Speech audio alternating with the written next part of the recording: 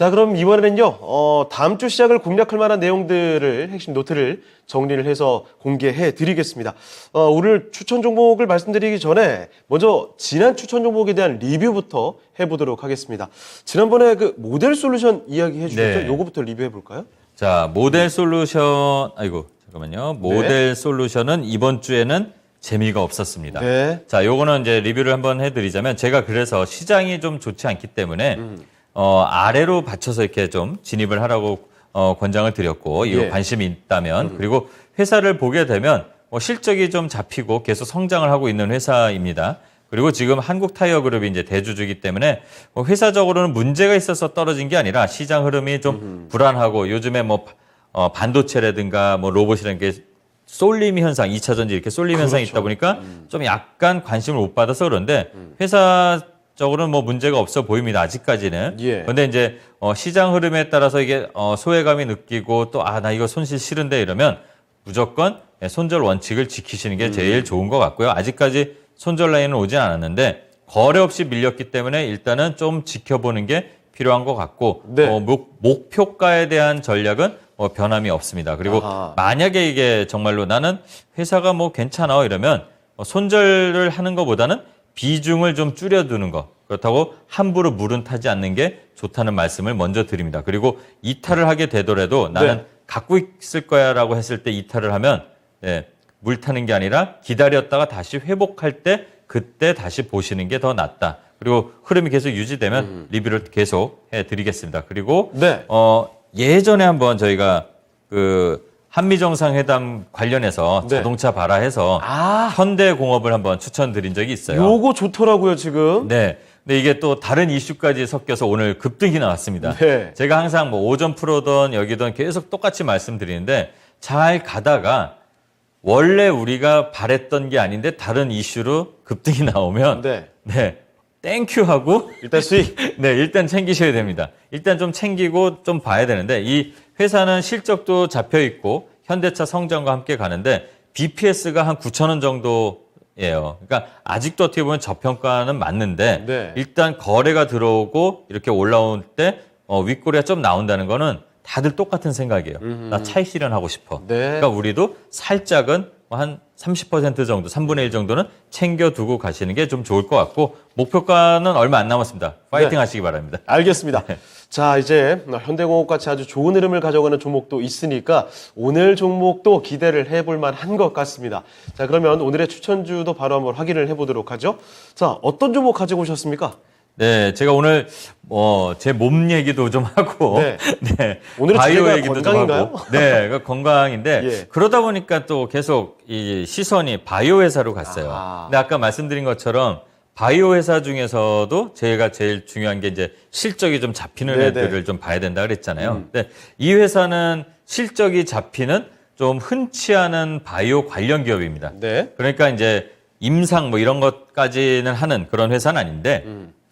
그 우리가 보면은 그 약을 이렇게 이 생동성 시험이라는 게 있어요. 네네. 또 제네릭 복제약을 이게 우리 이제 제품으로 만들 때 이게 동등한 그런 효능을 내느냐, 동등성 시험 이런 것들을 하거든요. 저는 대학생 때 아르바이트를 해봤습니다. 아, 그러죠. 네. 그거 관련된 우리나라 시장 점유율 1위 업체입니다. 이름이 뭐죠? 네, 바이오 인프라. 바이오 인프라. 제가 좋아하는 것 중에 하나 실적이 일단 잡히는 거, 그 이슈에 좀 연결되는 거, 그리고 국내 1위, 세계 1위 이런 거 좋아하잖아요. 네네. 저스템도 말씀드리고 이지 말씀드린 것처럼. 그렇죠. 네, 그래서 이 회사도 신규 상장한 게 좀 단점이긴 해요. 왜 단점이냐면 신규 상장하고 요즘에 재미를 보는 회사들이 별로 없어요. 맞습니다. 차트를 보게 되면. 근데 다행히 신규 상장 회사는 다행이라고 표현해야 되나? 이게 좀 확 내려가고 물량 소화하는 과정이 필요합니다. 네. 근데 생각보다 바이오 바람이 좀 요즘에 좀 일다 보니까 생각보다 빠른 시간 안에 다시 거래가 터졌는데 이 회사가 유동 물량이 좀 적습니다. 네. 한 200만 주 정도밖에 안 되는데 최근 3, 4일 동안 한 3배 이상 거래가 좀 나왔어요. 그리고 나서 양봉이 나옵니다. 네. 그렇다는 거는 올라갈 의지를 좀 보여줬다 차트에. 기술적으로는 그렇게 좀 볼 수가 있는데 여러분들이 기업 정보를 보시게 되면 아시겠지만 일단은 흑자 회사입니다. 네. 아직까지 흑자 회사고 우리나라의 이 관련된 이 점유율에서는 한 24%. 그러니까 한 4분의 1이 이 회사가 다 독점을 하는 거고요. 예. 또 이 식약처에서 이 생동성 시험 인증 과정에서 이 분석 결과하고 제형성 여부를 확인하기 위해서 이제 검사, 이 퍼센테이지로 나타나는 정확도 퍼센테이지가 있는데 ISR이라고 해서 이 정확도가 96.7%인데 네. 전 세계를 비교를 해도 미국보다 낮습니다. 아, 그래요? 네. 오. 미국 피사라는 거는 아마 파이자일 것 같은데 예.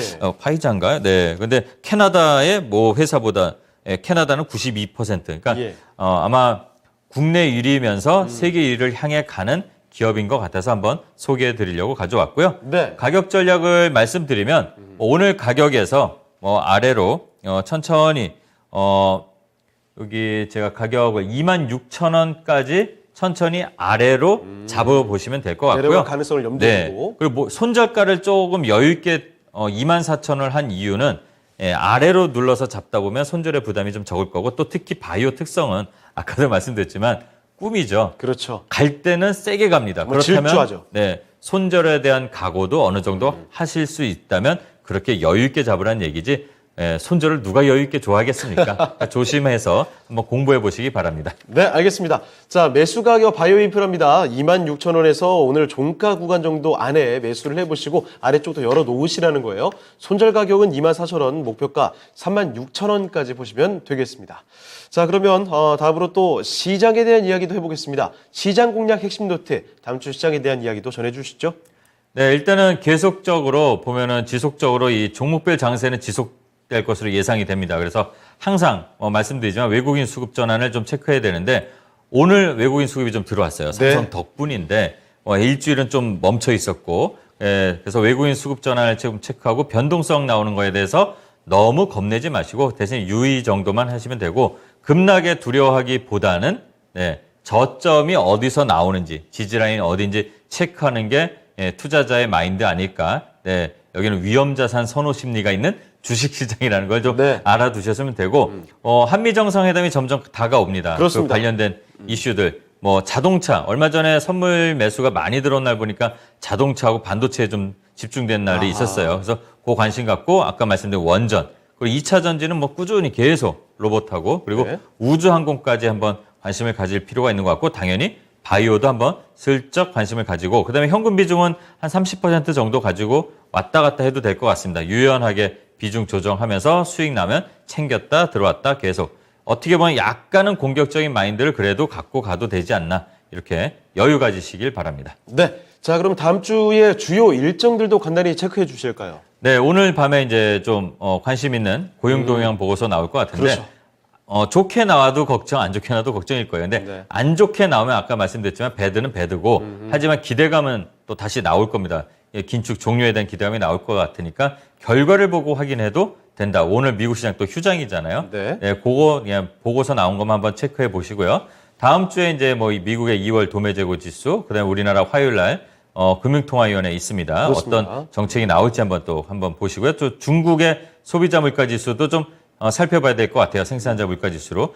중국이 5% 못할 것 같다 했는데 좀 약간 낮춰한 것 같다 이렇게 의심을 우리가 좀 했잖아요. 네네네. 네, 일각에서 지금 5% 이상 나온 예상이 또 다시 나오고 있습니다. 그래서 예. 중국도 좀 관심 갖고 보실 필요가 있고 그다음에 FOMC 의사록이 12일 날 나오면서 3월 소비자 물가 지수. 네, 요게 이제 좀 중요할 것 같아요. 네. 다행히 이제 뭐 5월까지는 FOMC 없으니까 그렇게 나온다 하더라도 좀 흔들림이 어느 정도 제한될 것 같습니다. 그리고 네. 그날 국제 그린 에너지 엑스포 신재생 에너지 관련해서 뭐 수소, 풍력 요즘에 좀 소외됐던 수소, 풍력을 좀 잘 살펴볼 필요가 있는 것 같고요. 네. 그다음에 이제 13일 날 옵션 만기일 미국의 주간 신규 실업 수당 청구 건수 발표됩니다. 그리고 14일 날 아마케 AACR 개최되니까 그거 보시고 또 유의할 거 하나가 SME 자회사 매각 보도에 따른 조회 공시 답변 이게 있어요. 근데 네. 이게 키스트냐 SMCNC냐 뭐 이런 얘기가 나오는데 뭐 한번 관심 있게 한번 보면서 움직임이 어떤지